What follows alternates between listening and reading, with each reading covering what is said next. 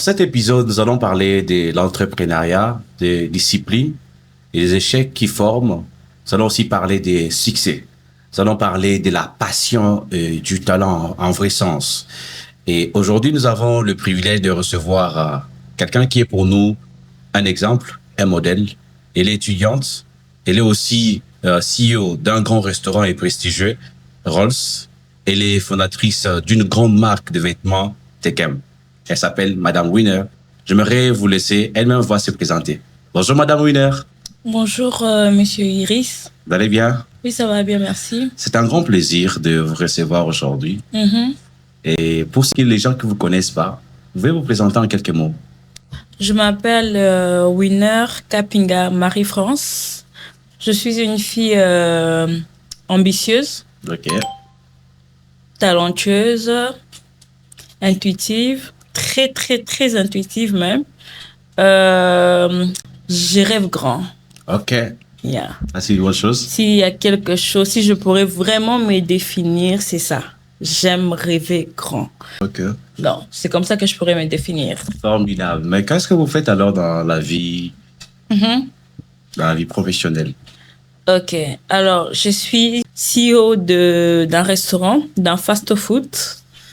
Je ne sais même plus si c'est un restaurant, si c'est un fast-food, parce que c'est mélangé maintenant. Parce qu'il y a un côté fast-food, il y a un côté aussi restaurant. Et je suis aussi fondatrice de la marque Ketem. C'est une marque de vêtements en lin. Ok. J'ai aussi une marque de cosmétiques. Et c'est ça. Et avec d'autres projets que bientôt je vais vous dévoiler. Ok. C'est une très bonne chose alors. Étudiante aussi, hein. Ok. Étudiante en temps plein. Ok. Ouais. Ça fait beaucoup de choses à gérer. Ouais, beaucoup de choses. Comment tu parviens à gérer études, le restaurant, la marque, la famille et aussi d'autres projets qui vont venir, bien sûr, comme tu viens de nous l'annoncer. Ouais. Comment tu arrives à gérer tout ça? Moi, je dirais que c'est la passion. Quand on est passionné de quelque chose et quand on aime quelque chose, on peut. Ok. J'ai appris de ma mère, quand tu veux, tu peux. Tu peux tout faire. Donc, l'organisation. Ok. J'ai choisi des choses qui vont pas du tout me mettre en difficulté. Par exemple, j'ai choisi des cours le matin, des 8h à 12h. Ok. Comme ça, après, je pars à Rolls. Ok. Donc, des 13h, on va dire, avec les embouteillages. Des 13h à 18h, des fois même, j'arrive à 22h à Rolls. Ah bon? Ouais, deux fois. Donc, ce qui fait que deux fois, j'ai pas des vies personnelles. Ça, c'est un sacrifice. Pourquoi c'est un sacrifice? Parce que je sais où je veux aller. Parfait. Donc, quand tu sais où tu veux aller, quand tu sais qui tu veux devenir, c'est pas facile. Il faut sacrifier quelque chose. Et donc, ce que je sacrifie, c'est un peu ma vie personnelle, ma famille, parce que des fois, quand je rentre à la maison, je trouve tout le monde fatigué, tout le monde endormi. Donc, je passe plus assez de temps avec ma famille. Mais je sais que c'est pour une bonne cause. Je sais que c'est pas pour très longtemps. Et ce qui est bien aussi, c'est parce que j'ai un gérant. J'ai toute une équipe. Je ne suis pas égoïste. Je travaille avec des gens qui m'aident aussi. J'ai une assistante qui m'aide. Depuis même, ça fait même pas longtemps, ça fait même pas un mois que j'ai une assistante. Depuis que j'ai une assistante, c'est là que je me sens soulagée dans ma vie personnelle, dans mes études, parce que j'étais vraiment en train de craquer. Moi, je dis que c'est possible, c'est pas impossible du tout. Quelle est la mission derrière tes projets? En réalité, en fait, quel est le message que tu aimerais transmettre derrière tous les projets que tu es en train de réaliser? En fait, mon message, d'abord, avant de parler de mon message, je vais parler d'abord de la jeunesse. En fait, j'ai été choquée de voir, d'entendre, de voir à quel point l'éducation ici, je ne néglige pas et je ne piétine pas du tout l'éducation africaine. Mais je pense que c'est intéressant sur ces sujets-là, avant que je parle de ce que je vais transmettre à la jeunesse. En fait, un jour, j'ai eu, parce que par la grâce de Dieu, j'ai cette grâce-là de voyager. J'avais remarqué que plusieurs fois que je voyage, quand je suis dans un restaurant ou peu importe, c'était toujours des jeunes qui travaillaient. Mais je ne l'ai jamais vu ici à Kinshasa, pour ne pas dire au Congo, parce que le Congo est vaste. Ici à Kinshasa, je n'ai jamais vu des gens de mon âge être serveurs et tout. Et quand j'ai parlé avec eux, c'est toujours poigné, un jeune boy, un vrai jeune boy. Surtout les garçons. Pour moi, c'est un mon un restaurant, un mon un serveur à Boyanga. Donc ils sont en train de négliger en fait. Ouais, ils sont en train de négliger en fait le travail. Et aussi, une fois je posais une question à quelqu'un, c'est quoi ton rêve? La personne m'a... plusieurs personnes. Quand je pose des questions ici à plusieurs personnes, c'est quoi votre rêve? Ils ont beaucoup de choses à dire. Beaucoup. Mais quand je pose la question, c'est quoi votre passion? Personne me répond. Je trouve ça que c'est quand même très grave. Comment une personne peut vivre sans passion? Alors que la passion, c'est comme un feu. C'est ça qui te pousse à te réveiller chaque jour. Et ça te pousse à travailler avec amour. Parce que dans le travail, on sait qu'il y a des difficultés. Tu vas rencontrer des difficultés. Tu vas rencontrer des choses qui vont te démotiver. Donc, moi, j'appelle la passion, c'est comme un feu qui fait vivre le travail. Et donc, si je dois faire passer un message ou ce que je suis en train de faire ce que je suis en train de faire est comme un message pour la jeunesse, je dirais que soyez passionnés, recherchez en vous quelle est votre passion. Personne n'est né sans passion. Je vais vous donner un exemple. Je suis passionnée de cuisine, mais grâce à ma passion, 18 personnes ont du travail. Je vais vous expliquer. Vous allez peut-être être embrouillé comment grâce à ma passion, 18 personnes ont du travail. J'ai plusieurs serveurs, j'ai des cuisiniers, j'ai un manager, j'ai un vidéaste. Toutes ces personnes-là sont engagées et payées à la fin du mois grâce à ma passion. Parce que si Rolls n'existait pas, parce que Rolls existe parce que je suis passionnée de cuisine. Si Rolls n'existait pas, ces personnes-là, peut-être qu'ils auraient, à cette heure-ci, ils allaient être au chômage. Votre passion peut aider notre pays à avancer. Notre taux de chômage ici en RDC est très élevé. Et donc, moi, je suis tellement fière de me dire que je participe pour que le taux de chômage ici en RDC baisse. Vous voyez? Parce que grâce à moi, seulement Rolls a 18 employés. C'est des choses à encourager. Seulement Rolls a 18 employés. Et Ketem, déjà, je ne vais pas dire le nombre parce que je suis en train de former une équipe, mais Ketem peut avoir plus de 10 personnes. Et Sondovbad aussi, plus de 10 personnes. Maintenant, quand j'ai fait les calculs et que je me dis, j'ai 21 ans. Déjà, à 21 ans, j'ai plus peut-être de 30 personnes. D'ici la fin de ce mois, plus de 30 personnes qui vont travailler pour moi. Pourquoi? Grâce à ma passion. Ça me fait quelque chose, vous voyez? Pour faire passer les messages que c'est possible. Vous êtes jeunes, la jeunesse, je profite de la jeunesse. Je suis avec mes amis, on rigole, on parle des choses très sérieuses qui on veut devenir dans notre vie et tout ça. On parle de l'avenir. En fait, le fait de travailler ne vous empêche pas de profiter de votre jeunesse. Parce que quand je parle avec des gens, c'est « Eh, on a profité. » Non, c'est la vie. La vie, c'est ça maintenant. Ça, ce n'est pas une vie, comment je pourrais dire, c'est pas comme si tu préparais ta vie, leur vie là, qui sont en train de dire, c'est pas comme s'ils sont en train de préparer un futur meilleur, vous voyez. Donc, vous pouvez vivre votre vie, mais tout en travaillant et en préparant votre futur. Donc, mon message est vraiment ça. Cherchez votre passion parce que votre passion peut aider votre pays à avancer. Et aussi, grâce à votre passion, votre avenir sera meilleur.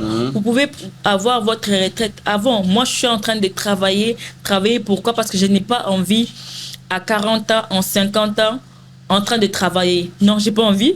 J'ai envie à partir des 45 ans de rester chez moi. Mon compte en banque, il est bien. Pourquoi? Parce que j'ai commencé avant. Il y a des gens jusque-là, à 60 ans, ils sont en train de travailler. Pourquoi? Parce qu'ils ont commencé en retard. Mais peut-être aussi c'est parce que le pays ne donne pas assez de possibilités. Exactement. C'est parce qu'on attend trop du pays. Pourquoi ne pas créer? Pourquoi pas inverser le rôle? Pourquoi pas que les pays attendent de nous? Mais vous savez, c'est vrai, vous parlez de la passion. C'est mieux, comme tu es en train de le dire, tu es orienté vers la jeunesse. Mais tu sais, il y a des jeunes qui peut-être, ils sont tombés sur cette vidéo. Ils ne savent pas peut-être découvrir leur passion.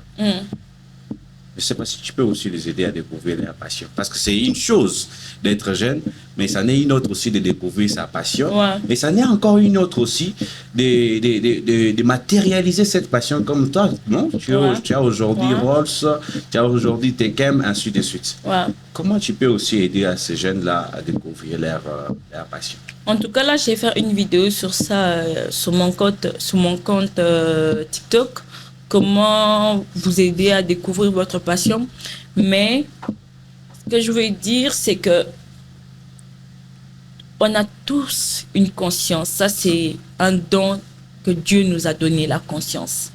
Cherchez au fond de vous votre conscience. Questionnez votre conscience. Questionnez votre intérieur. Et vous allez découvrir votre passion. Et en fait, vous allez même remarquer que vous les faites très souvent. Voici ce que vous avez l'habitude de faire très souvent chez vous à la maison. C'est ça votre passion. Et vous pouvez l'utiliser. Vous pouvez bien l'utiliser comme vous faites... vous pouvez bien faire un business plan avec ce que vous faites à la maison. Ça peut être ridicule parce que moi, quand je faisais par exemple des crêpes pour mes sœurs à la maison, je faisais des petits gâteaux, je faisais des burgers. Vous voyez, c'est entre frères et sœurs. Genre, c'est ridicule, quoi. C'est juste... tu passes du temps. Mais aujourd'hui... Cool. C'est devenu... une entreprise, c'est devenu Rolls grâce à ça. Donc, c'est pour dire que ce que vous faites là chez vous à la maison, ça peut être votre passion. Ça peut être aussi votre passion. Ça peut être votre point fort, ça peut être votre passion. Ok. C'est une très bonne chose. Mais lorsqu'aujourd'hui on regarde un peu ce qu'est devenu Rolls et autres projets que tu as déjà réalisés, on se dit ça n'a pas été facile. Certainement, tu as rencontré des moments compliqués, tu as rencontré des difficultés énormes. Mais nous aimerions que tu nous parles un peu de ces moments sombres-là, parce que c'est des moments que les gens ne voient pas. Les gens voient que Rolls, ils voient que la lumière, tu vois. Exactement. Mais le moment en dessous du buisson, en dessous de la lampe, là, les gens ne voient pas. Tu peux nous parler en fait un peu des moments où tu as failli vraiment tout abandonner. Exactement. Qu'est-ce qui t'a retenu? En fait, d'abord, qu'est-ce qui a fait que... Qu'est-ce qui m'a poussé ou bien qu'est-ce qui m'a fait un jour penser abandonner? Vous savez, dans la restauration, quand tu as une vision d'une recette, je vous donne un exemple. Par exemple, moi, mon point fort, c'est les seafood. Moi, je savais cuisiner les seafood. Il fallait apprendre ça aux autres cuisiniers, comment les faire. Parce que moi seule, je n'arrivais plus. Plus de clients, ça signifie que c'est plus de demandes. Il fallait apprendre ça aux autres. Vous savez que c'est difficile. C'est difficile de transmettre votre vision aux autres. C'est très difficile. Transmettre la vision aux autres, ce n'est pas facile. C'est comme l'école. La cuisine, c'est comme l'école. Et autre chose qui a été très difficile pour moi, on a eu une période, parce que Ross est en ville, on a eu une période où de l'eau était vraiment, quand il pleuvait, de l'eau entrait à Rolls. Donc, il n'y avait même pas moyen que les clients traversent pour entrer. Donc, pendant ce temps-là, il fallait payer le loyer. J'ai fait 3 mois comme ça, où l'État ne m'a pas du tout aidé, où les routes étaient cassées et tout. 3 mois où il fallait payer le loyer. Mais vous n'avez pas de clientèle. C'est possible. Et sans passion, j'allais fermer. Autre chose, les cuisiniers. Je vais vous raconter une petite histoire. Un jour, je voyageais. Quand je suis arrivée, mon cuisinier m'appelle. Il me dit, Madame, je démissionne. C'était le seul cuisinier qui maîtrisait très bien la recette du seafood. Il a attendu que moi je voyage. Le jour où je suis arrivée, il m'appelle, il me dit, Madame, j'ai démissionné. Je lui pose la question, pourquoi? Il me dit, oh, Nalemi Nangakaka, je voyage et tout. Et je découvre que un autre restaurant l'avait appelé pour qu'il donne la recette du seafood. Voilà. On l'avait payé pour qu'il donne la recette du seafood. Vous voyez ce genre de choses, par exemple. Le seul cuisinier qui connaissait ma recette parfaitement a démissionné alors que je n'étais pas du tout à Kinshasa. Ça, déjà, ça m'a fait perdre la clientèle. Et c'est une trahison. Et je lui ai dit quoi? Je lui ai dit, à chaque fois que tu vas être devant, vous voyez, moi je suis chrétienne et dans l'entrepreneuriat, surtout moi quand je travaille, il y a vraiment un côté spirituel que je ne néglige pas du tout. Parfait. Ce côté spirituel-là compte même à 50%. Je lui ai dit, à chaque fois que tu vas te retrouver devant un feu ou les casseroles pour préparer les seafood, tu vas l'oublier. Tu vas oublier la recette. Ok. Je lui ai dit, je lui ai dit ça. Au moment où je vous parle, chaque jour, il m'écrit pour me demander pardon. Parce qu'il pensait que j'ai blagué. Il a oublié complètement la recette et d'autres choses qu'il savait lui-même faire. Il n'avait même pas appris chez moi. Ok. Et aussi, autre chose dont je parlais du spirituel, quand de l'eau est montée, quand il pleuvait et que les clients ne pouvaient pas du tout accéder au restaurant, un jour, je suis arrivée et j'étais dans la voiture, j'ai regardé cette eau-là, j'ai dit, Seigneur, demain, je ne veux plus voir cette eau. Je ne veux plus du tout voir cette eau. Je veux que mes clients accèdent facilement à mon restaurant. Je suis partie. Le lendemain, je n'ai pas vu cette eau-là. Pour vous dire que le côté spirituel compte extrêmement dans les côtés. On ne peut pas le négliger. On ne peut pas négliger ça. Dans le business, ne négligez pas du tout le spirituel. Peu importe, que vous soyez chrétien ou pas, les spirituels, ne négligez pas. Moi, je suis chrétienne et ces côtés-là, je ne néglige pas parce que ça m'a beaucoup aidé. Il y a 2 fois où j'avais plein. En fait, Rolls est plein à craquer. Il fait chaud. Comment est-ce que tu vas faire? Tel cuisinier est malade, tel cuisinier est malade, l'autre je me sens pas bien, je suis fatiguée. Les Congolais, ils sont fainéants, excusez-moi. Ils sont fainéants. Tu te retrouves... C'est pas parce que toi tu es Congolais, tu n'es pas fainéante quand même. Non, il y a d'autres Congolais qui sont quand même très fainéants, sérieusement. Et je te retrouve dans ce genre de situation. En fait, les clients vont même pas savoir que dans la cuisine là-bas, tu essaies de motiver ton équipe. Réveillez-vous, on a de la clientèle, il faut qu'on vende parce qu'on doit payer les loyers, je dois vous payer. Voilà. C'est ce genre de choses-là que je rencontre. Ils ne voient pas là où toi tu es en train de voir en fait. Exactement. Les clients, lui, ce qu'il attend, c'est son repas, c'est tout. Ce qu'il y a derrière ces repas-là, il ne sait pas. Il y a beaucoup de travail, il y a beaucoup de pleurs derrière ces repas.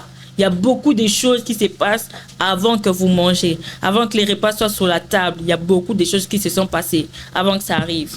Donc, on rencontre beaucoup de difficultés, mais ce qui fait qu'on ne baisse pas les bras, comme je vous ai dit, c'est la passion. Voilà. Je suis passionnée de cuisine et je vais laisser personne détruire ma passion. En fait, il y a un jour, je suis tombé sur une vidéo sur TikTok. C'était une dame.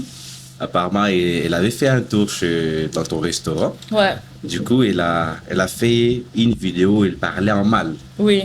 C'est ce qu'elle avait mangé là-bas. Du coup, elle a dit, voilà, j'étais dans un restaurant à Kinshasa. Du coup, j'ai eu à prendre une nourriture, mais après, j'ai eu mal les maux de ventre, tout ça. Et il y avait aussi des commentaires un peu pas bien. J'avais regardé, je ne sais pas si tu avais suivi une vidéo pareille. Je n'ai pas suivi une vidéo Voilà, face à des commentaires un peu négatifs par rapport à tout ce que tu fais, comment tu réagis, comment tu gères ça? C'est une pression, non? Tu sais. Comment tu arrives un peu à gérer aussi ça? Parce que on sait très bien, c'est pas tout le monde qui va t'accepter. Ouais. C'est pas tout le monde qui va aimer Rolls ou bien tout ce que tu vas entreprendre. Et face à ça, alors, comment tu arrives un peu à gérer? Est-ce que Jésus est accepté par tout le monde? Non, pas du tout. Non, Pas du tout. pas du tout. Et pourquoi moi, ça va autant m'affecter? Oui, je ne vais pas faire semblant. Ça fait mal. Mais ce qui me fait rire dans tout ça, hein, sérieusement, c'est qu'il y a beaucoup d'Africains qui ne font pas attention, qui ne savent même pas s'ils sont allergiques à quoi.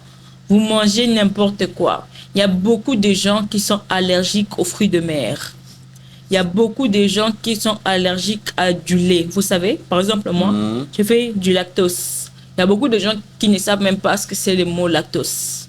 Ce sont des gens qui n'arrivent pas le mot lactose? lactose.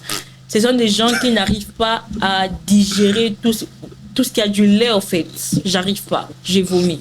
Ça me fait mal au ventre. Ces jours-là, j'ai pas du tout dormi. Quand je prends des laits caillés, des trucs comme ça, je ne digère pas.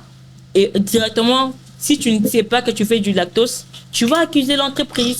Il y a des gens comme ça. Il y a des gens qui ne savent pas qu'ils sont allergiques aux crevettes. Par exemple, j'ai eu des problèmes avec des femmes enceintes. Du premier mois jusqu'au 3e, 4e mois, tu ne peux pas du tout manger les crevettes. Et il y a une femme enceinte, je lui ai dit, madame, vous ne pouvez pas manger du tout à mon restaurant parce que vous êtes enceinte. Et pour les femmes enceintes, les crevettes, c'est interdit jusqu'au 5e, 6e mois. Elle me dit, c'est pas la première fois que j'accouche et tout. J'ai dit, madame, peut-être que c'est pas la première fois, mais moi, hein, vous voyez? Chez moi, vous ne pouvez pas du tout manger parce que c'est interdit. Moi, je sais que les femmes enceintes ne peuvent pas manger des fruits de mer parce que je me renseigne quand même. Sur tout ce que je prépare, je me renseigne. Et surtout, il y a les services d'hygiène qui passent là. Comment est-ce qu'on appelle ça déjà? J'ai oublié, mais il y a un service qui passe pour surveiller ce genre de trucs qui protège les citoyens. Donc, je ne veux pas du tout des problèmes avec l'État. Donc, tu ne te limites pas, tu ne te contentes pas seulement à préparer. Non. Mais tu veilles aussi que ce que tu as en train de présenter. Je m'informe sur ça. Je dois m'informer, surtout les fruits de mer. Les fruits de mer peuvent tuer. Les gens ne le savent pas. Tu fais l'allergie très grave. Tu peux mourir. Tu peux faire un arrêt cardiaque. Donc, un conseil, faites des examens pour savoir si vous êtes allergique aux fruits de mer ou pas. Il y a d'autres où ça passe. Il y a d'autres qui sont allergiques, mais qui viennent manger déjà chez moi, mais qui au moins prennent des médicaments plusieurs fois. Il y a des jeunes clients, ils viennent tout le temps manger chez moi, mais avant de manger, il prend son médicament contre l'allergie et puis il mange. C'est genre des gens qui font des vidéos pour détruire les entreprises des autres et tout ça, c'est parce qu'ils sont mal informés. Ok, mal informés. Bon, peut-être c'est ça aussi. Ils sont mal informés. Ok. Bon, voilà. C'est pas quel est le témoignage aussi tu as eu ou bien que tu as par rapport à tout ce que le Salon d'Expérience est en train de faire par rapport à la jeunesse congolaise? En tout cas, moi, j'encourage. Moi, j'encourage tout ce qui a trait avec la jeunesse, tout ce qui peut encourager, booster la jeunesse, que ce soit les salons d'expérience ou pas salons d'expérience, moi, j'encourage. Parce que notre jeunesse a besoin d'être électrocutée, si je peux dire ça. C'est fort ça. Là, oui, électrocuté. A besoin d'être vraiment électrocuté parce que j'ai l'impression que nous dormons trop. On pense que 30 ans est loin. Moi, j'ai l'impression, j'ai 21 ans maintenant, j'ai peur. Je me dis, dans 9 ans, j'aurai 30 ans. Et j'ai envie d'avoir tel million. Pas... Oui, hein, j'ai dit, j'ai envie d'avoir tel million d'ici 30 ans. J'ai des objectifs à atteindre. Donc, si le salon d'objectifs peut m'aider, peut m'électrocuter, peut réveiller quelque chose en moi pour que j'avance, pour que j'atteigne mes rêves, oui, j'encourage grave. Et j'encourage les gens à venir... vous faites des masterclass, c'est ça? Justement. Oui. D'ailleurs, quel est le message que tu as pour une jeune femme comme toi qui a peur de se lancer parce qu'elle se dit, voilà, elle n'a pas de compétences, elle n'a pas de moyens, elle n'a pas de talent? D'abord, le premier message que je pourrais faire passer à une jeune fille, une jeune dame, fais d'abord attention à ton entourage. L'entourage compte vraiment beaucoup. Si tu penses que tu n'as pas de talent, si tu penses que tu vaux rien, si tu penses que tu n'es rien, c'est faux.